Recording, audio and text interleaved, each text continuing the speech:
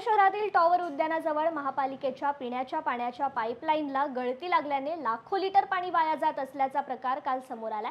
दरम्यान या प्रकाराकडे महापालिकेचे लक्ष वेधण्यासाठी सामाजिक कार्यकर्ते कृष्णा बेडसे, रामकृष्ण शिंदे आणि सहकाऱ्यांनी एकत्रित येत गळती लागलेल्या ठिकाणी अंघोळ करत आंदोलन केले। या अनोख्या आंदोलनाची चर्चा सर्वत्र झाल्याने प्रशासनाने दखल घेऊन गळती रोखण्यासाठी पाऊल उचलल्याची माहिती मिळते। निषेध व्यक्त करीत आहे।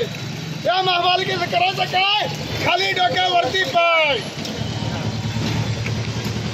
या महापालिकेचा धिक्कार असो, या महापालिकेचा धिक्कार असो, या महापालिकेचा धिक्कार असो, प्रशासनाचा धिक्कार असो।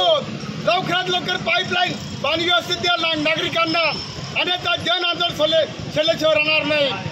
महापालिका आयुक्त शहाजीराव बनू नका। बघा कुठे घाण चालू आहे, कुठे काय कुत्र्यांचं सुंदर आहे, कुठे